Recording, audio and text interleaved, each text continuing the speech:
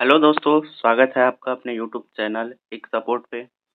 दोस्तों, पंडित सुंदरलाल शर्मा यूनिवर्सिटी ने अपने बीएड का प्रथम लिस्ट जारी कर दिया है।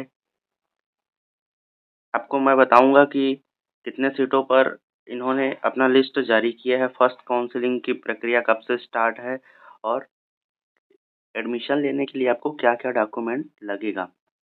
तो चलिए देखते हैं दोस्तों, सुंदरलाल शर्मा ओपन यूनिवर्सिटी ने बीएड के दोस्तों यहाँ पर ध्यान दीजिए, डीएड का नहीं आया है। अभी बीएड का सिर्फ लिस्ट जारी हुआ है, वो भी 500 सीटों के लिए।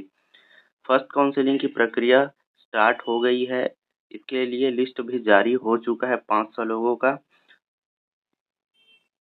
देखिए ये लिस्ट है, ये लिस्ट का फर्स्ट पेज है जिसका रैंक 1 आया है। ये प्रगति साहू नाम से है, पिता का नाम श्री भोलाराम साहू। और देखिए यहाँ पर कॉलेज अलॉट भी हो गया है, जिनको डीपी विप्र एजुकेशन कॉलेज बिलासपुर मिला है। दोस्तों यहाँ पर आप ध्यान दीजिए, कॉलेज का अलॉटमेंट आपके रैंक और आपने जो फॉर्म भरते समय जो प्रेफरेंस दिया है उसके हिसाब से कॉलेज का अलॉटमेंट हुआ है। और एडमिशन की प्रक्रिया कैसे होगी, तो मैं इसके बारे में भी आपको बता देता हूँ। जैसे कि ये लिस्ट आया है, लिस्ट में आप अपना नाम देखेंगे, जैसे कि ये सीरियल नंबर है, फिर ओवरऑल रैंक है, फिर रोल नंबर है, फिर स्टूडेंट का नाम है, फिर पिताजी का नाम है, फिर डेट ऑफ बर्थ है, फिर जेंडर है, कैटेगरी है। अब यहाँ पे आप ध्यान देंगे, ये कैटेगरी में जो सीट अलॉट हुआ है वो किस बेस पे हुआ है, तो ये जनरल पे हुआ है और ये अलॉटेड स्टडी सेंटर का नाम है। तो आपको एडमिशन के लिए जो स्टडी सेंटर मिला हुआ है, जैसे कि यहाँ पर मिला है इनको डीपी विप्र एजुकेशन कॉलेज बिलासपुर, तो एडमिशन के लिए ये अपने डॉक्यूमेंट के साथ डीपी विप्र एजुकेशन कॉलेज बिलासपुर जाएंगे, वहाँ के एचओडी एडमिशन की प्रक्रिया को आगे बढ़ाएंगे। तो आपको एडमिशन लेने के लिए मेन यूनिवर्सिटी नहीं जाना पड़ेगा, आपको एडमिशन के लिए अपने पूरे डॉक्यूमेंट के साथ जिस कॉलेज को आपको अलॉट किया गया है, आपको उस कॉलेज में जाकर एडमिशन लेना है। मैं बता देता हूँ आपको कि इन 500 सीटों में कितने रैंक वालों का फर्स्ट लिस्ट में नाम आया है। आप यहाँ पर ध्यान दे सकते हैं, मैं लास्ट पेज की बात कर रहा हूँ। इसका 500 नंबर पर है, जिनका ओवरऑल रैंक 10,106 है। ये एससी वालों का है, एससी कैटेगरी का, जिनको royal college of education Rajnandgaon मिला है। इनका नाम है प्रीतम कुमार कोशले। यहाँ पे इनका जो 500 रैंक पर लास्ट 500 सीटों पर लास्ट रैंक आया है। दोस्तों इसके बाद सेकेंड और थर्ड लिस्ट भी जारी होगा। लास्ट में अगर कोई छूट जाता है तो उनके लिए चौथा लिस्ट भी जारी कर सकते हैं।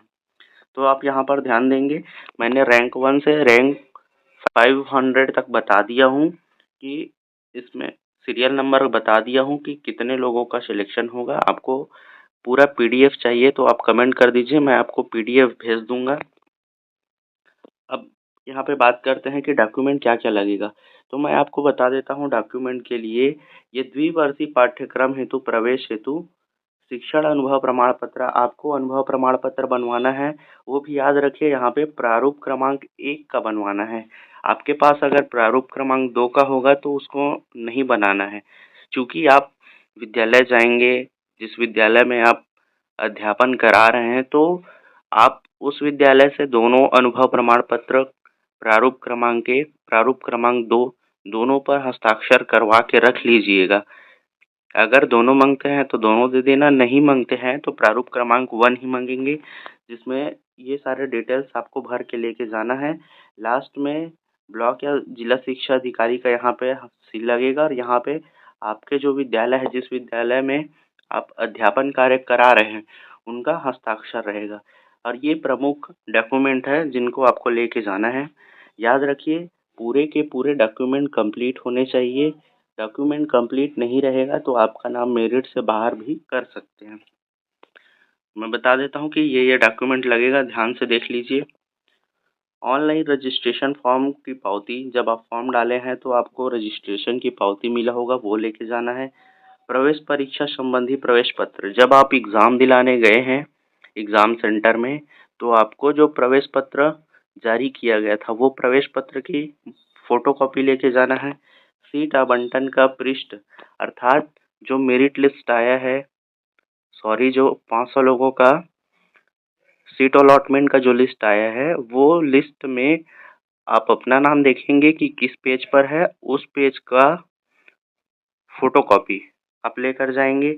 अनुभव प्रमाण पत्र जो मैंने अभी आपको प्रश्न 1 में बताया, वो 10वीं की अंक सूची लेके जाना है।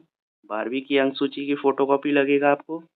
स्नातक की पूरी अंक सूची लगेगा, क्योंकि डीएड में सिर्फ 12वीं पास रहता है, तो डीएड में 12वीं पास तक मांगते हैं। बीएड में आपको स्नातक की भी डिग्री देना होगा, उत्तर की भी डिग्री, पूरी अंक सूची लेके जाना है। जैसे आपका सेमेस्टर वाइज होता है या ईयरली भी होता है, तो first year, second year, final year तीनों का लेके जाना है। डीएड बीएड की अंक सूची भी आपको लेके जाना है, अर्थात जो फाइनल मेरिट लिस्ट आया है, कंबाइंड मेरिट लिस्ट, उस कंबाइंड मेरिट लिस्ट में जिस पेज में आपका नाम और आपका रोल नंबर रहेगा, उस पेज को भी लेके जाना है। और यहाँ पे याद रखिए, प्रव्रजन अर्थात माइग्रेशन प्रमाण पत्र भी आपको लेके जाना है।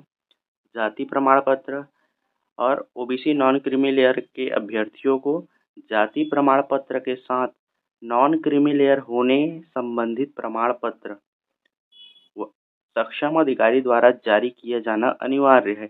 नहीं लाने की स्थिति में आपको प्रवेश परीक्षा से वंचित कर देंगे। आपको नॉन क्रीमी लेयर है, अगर आप ओबीसी कैटेगरी से बिलोंग कर रहे हैं, तो आपको सक्षम प्राधिकारी द्वारा एक जाति प्रमाण पत्र में हस्ताक्षर करवाना होगा। ठीक है, आप उसको लेकर नहीं जाएंगे तो आपको परीक्षा से वंचित कर सकते हैं। निवास प्रमाण पत्र लेके जाएंगे। अगर आप दिव्यांग हैं, सैनिक हैं या स्वतंत्रता सेनानी, अगर आपके पास कोई प्रमाण पत्र है तो आप उसको भी लेकर जाएंगे। आधार कार्ड लेकर जाएंगे, एक शपथ पत्र लेकर जाएंगे और 2 फोटो। ये सारे कंपलसरी चीज़ें हैं।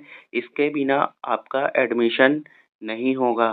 तो आप स्टडी सेंटर में एडमिशन लेने जाने से पहले आप अपना पूरा का पूरा डॉक्यूमेंट रेडी कर लेंगे। साथ ही इसका जो भी फीस है, एडमिशन फीस, वो आपको चालान के द्वारा पटाना पड़ेगा। फिर जैसे ही आप चालान पटाते हैं, तो चालान पटाने के पश्चात आपको जो रिसिप्ट दिया जाएगा, वो रिसिप्ट 3 फॉर्मेट में होगा। 2 फॉर्मेट को आपको जमा करना है, 1 फॉर्मेट को अपने पास आपको रखना है। तो दोस्तों, ये था बीएड फर्स्ट काउंसलिंग की प्रक्रिया स्टार्ट जो हुआ है, उसके बारे में डिटेल। आपको जैसे ही डीएलएड फर्स्ट ईयर का आता है, 1-2 दिन में वो भी आ जाएगा, मैं आपको सूचित करूँगा।